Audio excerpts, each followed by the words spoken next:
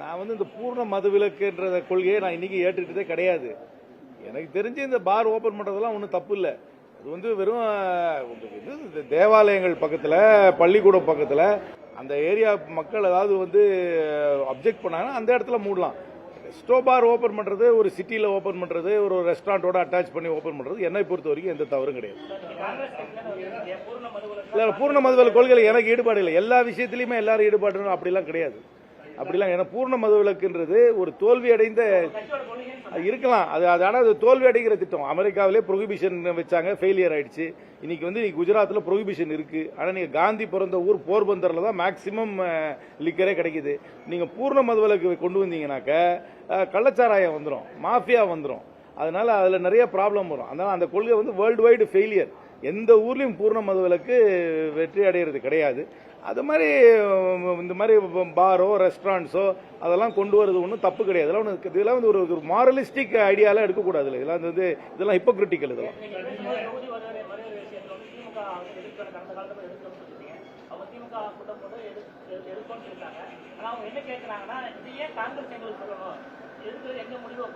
நாங்க ஒன்றும் சொல்லி எங்களை கேட்டீங்க. எதிர்பார்ப்பு கடந்த முறை என்னுடைய எதிர்பார்ப்பு என்ன? இந்த மசோதா தோற்கடிக்கப்பட வேண்டும். இந்த மசோதா தோற்கடிக்கப்பட வேண்டும் என்றால் கடந்த முறை அதை எதிர்த்தவர்கள் எல்லாம் மீண்டும் எதிர்க்க வேண்டும். அந்த அடிப்படையில் மீண்டும் கடந்த முறை எதிர்த்தவர்களாம் இந்த முறையும் எதிர்க்க வேண்டும் என்று கேட்கிறேன். ஏற்கனவே திரிணாமுல் காங்கிரஸ் எதிர்த்தாங்க. ஆனால் அந்த கட்சியை உடைச்சி 20 பேருக்கு மேல கொண்டு போயிட்டாங்க. என்சிபி போன தடவை எதிர்த்துச்சு. இப்ப தெரியல, அவங்க கொஞ்சம் வேற மாதிரி ஊசலாடுற மாதிரி தெரியுது. அந்த அடிப்படையில் எல்லாம் எதிர்த்தவங்க எல்லாம் எதிர்க்கணும்னு சொல்றேன். ஏன்னா என்னுடைய விருப்பம் என்ன, என்னோட கட்சியோட விருப்பம் என்ன, இந்த மசோதா தோற்கடிக்கப்பட வேண்டும். திருப்பி சொல்றேன், மகளிருக்கு இடஒதுக்கீடு கண்டிப்பாக கொடுக்க வேண்டும். அதுக்கு சட்டம் நிறைவேறியாச்சு. இந்த 543 பேர்லயே 1/3 மகளிருக்கு இடஒதுக்கீடு கொடுத்துடலாம். அதனால 181 பேருக்கு இதுல மகளிருக்கு இடஒதுக்கீடு கொடுத்துடலாம். நீங்க அதுல 815 கூட்டுறதுனால எந்த பிரயோஜனமும் கிடையாது. 815 கூட்டினீங்கன்னாக்க நமக்கு இன்னும் பாராளுமன்றத்தில் ஏற்கனவே 543 பேருக்கு பேசுறதுக்கே நேரம் கிடைக்க மாட்டேங்குது. 815 பேர் இருந்தா நேரமே கிடைக்காது பேசுறதுக்கு. இந்த சைனால இருக்கிற பீப்புள்ஸ் காங்கிரஸ் மாதிரி கூடி கலைஞ்சு கை தட்டிட்டு போக வேண்டியதான். ரெண்டாவது, தமிழ்நாட்டுக்கு 40ல இருந்து 60 சீட்டா உயரும், தமிழ்நாடு பாண்டிச்சேரியை சேர்த்தா. ஆனா உத்தரப்பிரதேசத்துக்கு 80ல இருந்து 120 மாறிடும். நமக்கும் அவங்களுக்கும் இப்ப இருக்கிற வித்தியாசம் 40, நமக்கும் அவங்களுக்கும் இருக்கிற வித்தியாசம் 60 கூடிடும். அப்புறம் வெறும் வட மாநிலங்களில் மட்டும் வெற்றி பெற்று அவர்களுடைய அதிக பெரும்பான்மை வச்சு இந்தியாவை ஆழ்வாங்க. தமிழ்நாட்டுக்கு தென் மாநிலங்களுக்கு, சின்ன மாநிலங்கள் ஒரிசா போன்ற மாநிலங்கள்லாம் ஓரம் கட்டப்படும்.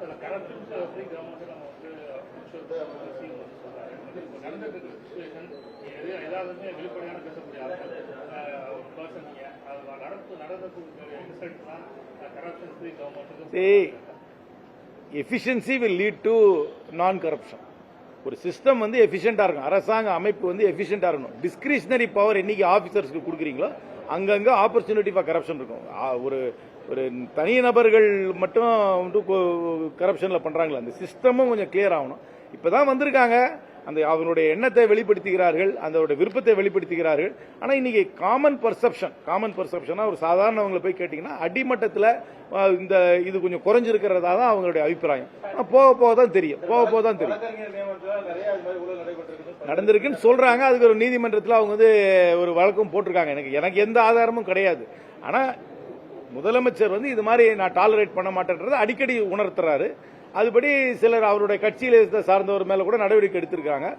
காமன் பப்ளிக்கோடைய பெர்செப்ஷன் இது அடிமட்டத்தில் கொஞ்சம் குறைஞ்சிருக்கிறதா தான் அவங்களுடைய பெர்செப்ஷன்.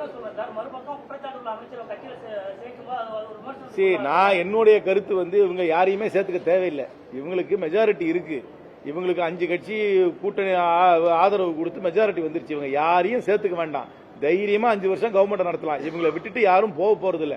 யாரையுமே இவங்க சேர்த்துக்க தேவை கிடையாது தான் என்னுடைய வியூ. ஆனா என் வியூ அவங்க கேட்டுக்கிறாங்கன்னு அர்த்தம் இல்லையே. எங்களை நம்புறாங்க, என்ன நம்புறாங்க என்னன்னு தெரியாது. அவங்களுக்கு அந்த இன்செக்யூரிட்டி தேவையே கிடையாது. அவங்கள ஒதுக்கி விட்டு யாரும் கவர்மெண்ட் ஃபார்ம் பண்ணவே முடியாது தமிழ்நாட்டில். அதனால அவங்க தான் அந்த கவர்மெண்ட்டுக்கு தலைமை தாங்க போறாங்க. அவங்களுக்கு அந்த இன்செக்யூரிட்டி தேவையே கிடையாது. அதனால அவங்க யாரையுமே இந்த கட்சியில சேர்த்துக்கணும்னு அவசியம் கிடையாது. கட்சி ரீதியாக ஒரு கட்சி அவங்களுக்கு ஆதரவு கொடுத்தா அதை எடுத்துக்கலாமே தவிர தனிநபர்களை அவர்கள் பக்கம் இழுத்து அவர்கள் பக்கம் சட்டமன்ற உறுப்பினர் ஆக்க வேண்டும் என்ற நிலையில் அவர்கள் இல்லை. அதை அவர்கள் உணர வேண்டும். இல்ல, பழனியை பொறுத்து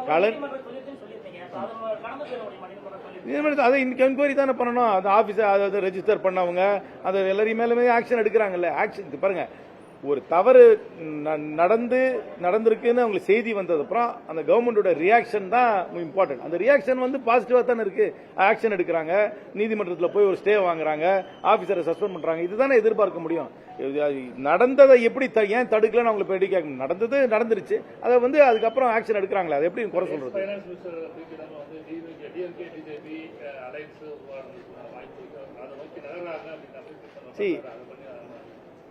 பிஜேபி நிறைய முயற்சி எடுக்கிறாங்க.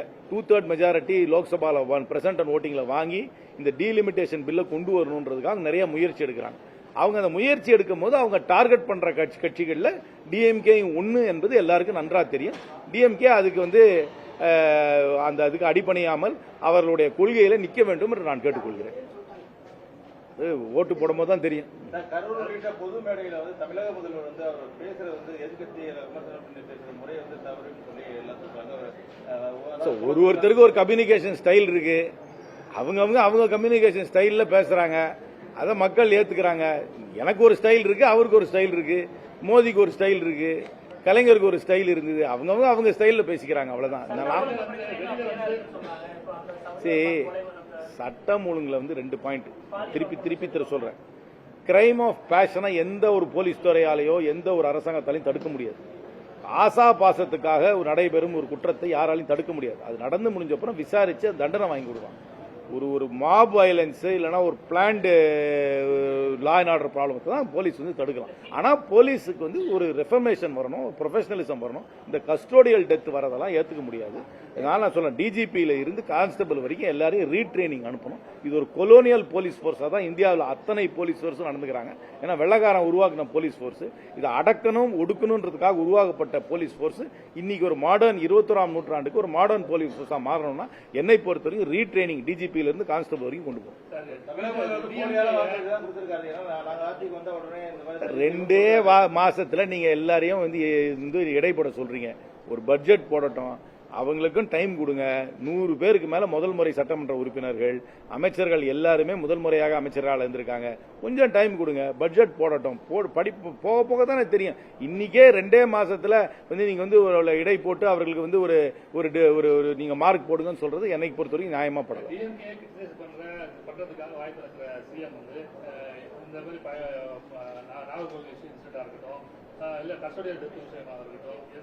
அவருடைய ஒரு பொலிட்டிக்கல் பர்சனாலிட்டிக்கு ஒரு கம்யூனிகேஷன் ஸ்டைல் இருக்கு. இவருக்கு ஒரு கம்யூனிகேஷன் ஸ்டைல் இருக்கு. அது அவங்களே தானே கேட்கணும். ஏன் கம்யூனிகேட் பண்றாரு, ஏன் கம்யூனிகேட் பண்ணலன்னு அவங்கள தான் கேட்கணும். இந்த மாடல் நிறைய பேர் இந்தியாவோட பிரதம மந்திரி அப்படித்தானே அந்த மாடலை ஃபாலோ பண்றாரு. அதனால அதை பார்த்து பல பேர் வந்து இந்த மாடலை ஃபாலோ பண்ணி இந்த கம்யூனிகேஷன் ஸ்கில்ல ஃபாலோ பண்ணலாம்னு நினைக்கலாம். எனக்கு வேற கம்யூனிகேஷன் பேட்டர்ன் இருக்கும், அவருக்கு வேற கம்யூனிகேஷன் பேட்டர்ன் இருக்கும். அவ்வளவுதான்.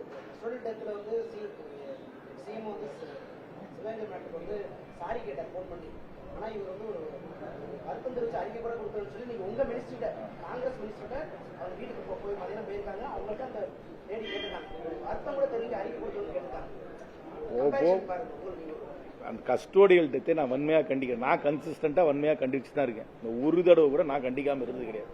அதற்கு காரணம் போலீஸோட மென்டாலிட்டி, போலீஸ் போர்ஸோட மென்டாலிட்டி. இது கவர்மெண்டோட ஃபால்ட்னு சொல்லவே மாட்டேன். இது ஒரு பொலிட்டிக்கல் ஆர்டர்னால இந்த கஸ்டோடியல் டெத் நடக்கல. இது போலீஸோட மென்டாலிட்டினால நடக்கிற கஸ்டோடியல் டெத் எதுவா இருந்தா அது அது எப்படி இதெல்லாம் ஒருத்தருக்கு தெரியுமா தெரியாதான்னு அவங்கள தான் நீங்க கேட்கணும், என்ன கேட்க கூடாது. நீங்க வந்து ஹேர் சேல கேக்குறீங்க.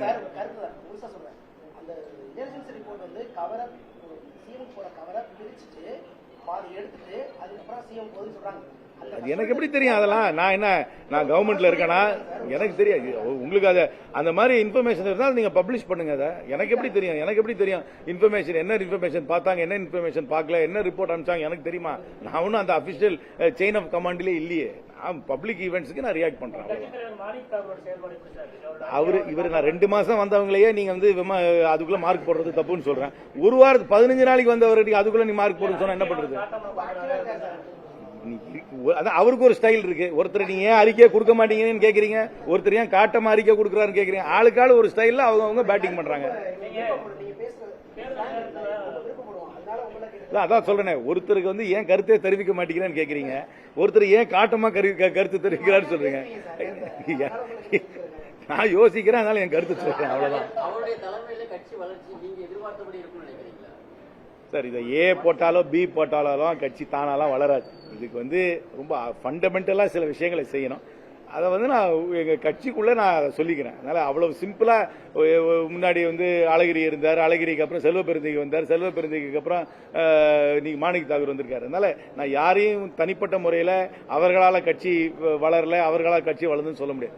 ஒரு ஃபண்டமெண்டலா காங்கிரஸ் வந்து எந்த பொலிட்டிக்கல் பொசிஷன் எடுக்கிறோம், எந்த பொலிட்டிக்கல் ஸ்பேஸை நாங்க வந்து நிரப்புறோம்ன்றதை முடிவு பண்ணிக்கணும். அப்படிலாம் ஒன்றும் பணியெல்லாம் கிடையாதுங்க. போய் அப்படிலாம் எனக்கு பணியெல்லாம் ஒன்றும் அதிகமாலாம் கிடையாதுங்க. வந்து ஒரு இப்ப எனக்கு வந்து ஒரு தடவையும் நான் வந்து பல பாடங்களை கத்துக்குவேன் பொது வாழ்க்கையில் இருக்கும்போது. இப்ப வந்து பப்ளிக் கூட கம்யூனிகேட் பண்ணணும்னா கொஞ்சம் ஒரு நான் பொலிட்டிக்கல் பொசிஷனும் எடுக்க வேண்டியதா இருக்கு. அதனால ஒரு கான்வர்சேஷனல் பொசிஷன் எடுக்க வேண்டியதா. அந்த வகையில அரசியலுக்கு அப்பாற்பட்டவர்களோடு உரையாடுவதற்கு, பொது கருத்துக்களை கொண்டு வருவதற்கு, அவர்களுடைய வாழ்க்கையில நடக்கும் சுவாரஸ்யமான வெற்றி தோல்விகளை கொண்டு வருவதற்கு இந்த ஒரு முயற்சி எடுத்திருக்கேன். முதல்ல ஒரு எழுத்தாளரை பேட்டி எடுத்திருக்கேன். மண்டே அன்னைக்கு அதில் அப்லோட் பண்ணிடுவோம். வாரத்துக்கு ஒரு முறையோ 2 முறையோ யாருடையாவது ஒரு கலந்துரையாடல் அரசியலுக்கு அப்பாற்பட்டவர்களோடு, சாமானியர்களோடு அவர்களுடைய சுவையான வாழ்க்கையை பற்றி ஒரு உரையாடல் நடத்துவதற்காக நான் உருவாக்கியிருக்கேன். இல்ல இது என்னோட ரிட்டையர்மெண்ட் பிளான் சார். இது என்னுடைய ரிட்டையர்மெண்ட் பிளான். இது ஏன்னா நான் ரிட்டையர் ஆயிட்டதுக்கு அப்புறம் ஏதாவது வேணும்ல நான் செய்யறதுக்கு. டயர்ட் ஆயிடுவேனா ரிட்டையர்ட் ஆயிடுவேனா தெரியல, ரெண்டுல ஏதாவது ஒன்னாகும். கர்நாடகாவோட பொசிஷன், அது கர்நாடகாவோட பொசிஷன். தமிழ்நாடு ஒரு பொசிஷன். தமிழ்நாட்டுக்கு கிடைக்க வேண்டிய நீர்ல எந்த விதமான பாதிப்பும் இருக்கக்கூடாது என்பதுதான் தமிழ்நாடு காங்கிரஸோட பொசிஷன். கண்டிப்பா காங்கிரஸுக்குள்ள நாங்க பார்லிமெண்ட்ல தமிழ்நாட்டோட பொசிஷன் ஆழமாக பதிவு செய்வோம். எங்க கட்சிக்குள்ள பேசும்போது எங்களுடைய நிலையை வலியுறுத்துவோம். தமிழ்நாடு அரசாங்கம் தமிழ்நாட்டுடைய நிலையை வந்து பாதுகாக்க என்ன முயற்சி எடுத்துக்கொண்டாலும் அதற்கு நாங்கள் தோள் கொடுப்போம். இது நாங்க வந்து தமிழ்நாடு பொசிஷனை பேசுவோம். அங்க இருக்கிற யூனிட் அது வந்து கர்நாடகாவோட பொசிஷனை பேசும். நீதிமன்றத்துக்கு போகும், காவிரி ஆணையத்துக்கு போகும். அதுக்கப்புறம் அது செட்டில் ஆகும்.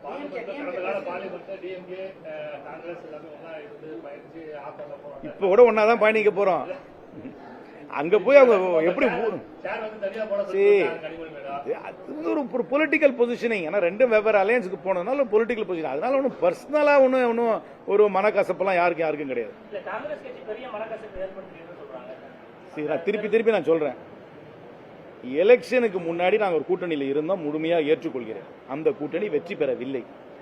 தேர்தலுக்கு பின்னர் யாருக்கும் தனி பெரும்பான்மை கிடைக்கவில்லை. யாராவது ஒரு சில கட்சிகள் வந்து தாவேகாவோட போய் ஆதரவு தெரிவிச்சா தான் அவங்களாலையும் ஸ்டேபிள் கவர்மெண்ட் ஃபார்ம் பண்ண முடியும். நாங்க டிஎம்கே விட்டுட்டு போறதுனால டிஎம்கேக்கு வாய்ப்பு மறுக்கப்படவில்லை. டிஎம்கே கவர்மெண்ட் ஃபார்ம் பண்ற மாதிரி இருந்து நாங்கள் அவங்கள விட்டுட்டு இன்னொருத்தர்கிட்ட போயிருந்தோம்னா அதை நீங்க துரோகம், முதுகுல குத்துறது எல்லாம் டிஎம்கே கூட நாங்க அதெல்லாம் ஃபார்மாலிட்டி சார். யார் எங்க எப்படி சொன்னாங்கன்றதா எனக்கு தெரியாது. நிறைய பேர் பேசிட்டு இருந்தாங்க. யார் என்ன பேசுனாங்கன்னு எனக்கு தெரியாது. முதுகுல குத்திட்டு போயிட்டாங்க, துரோகம் பண்ணிட்டு போயிட்டாங்கன்றதை நான் ஏத்துக்க மாட்டேன். ஆனா அவங்க கூட இருந்திருந்தாலும் அவங்க கவர்மெண்ட் ஃபார்ம் பண்ணிருக்க முடியாது. தமிழ்நாட்டுக்கு ஒரு நிலையான அரசாங்கம் தேவை.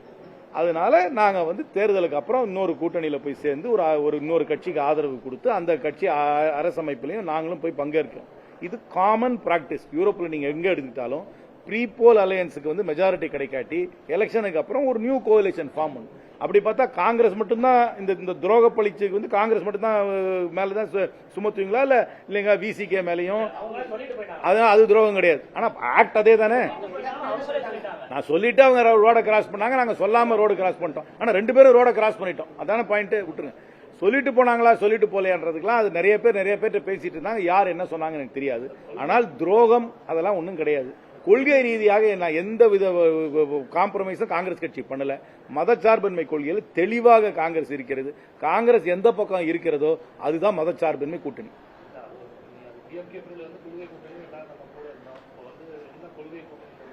கொள்கை பொலிட்டிக்கல் நெசசிட்டி, பொலிட்டிக்கல் அட்மினிஸ்ட்ரேஷன்.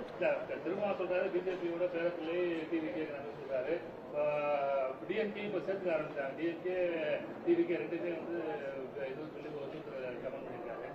இந்த நிலையில வந்து நம்ம கொள்கை கூட்டணிங்கிறது வந்து அரசியல் வச்சிருக்காங்க. சொல்றது கேளுங்க, மதச்சார்பின்மையில அவங்களும் தெளிவா இருக்காங்க, தாவேக்காவும் தெளிவா இருக்கு. நான் திருப்பி தமிழ்நாட்டுக்கு ஒரு நிலையான அரசாங்கம் தேவையா, இல்ல உடனே இன்னொரு சட்டமன்ற தேர்தல் வந்திருக்கணுமா?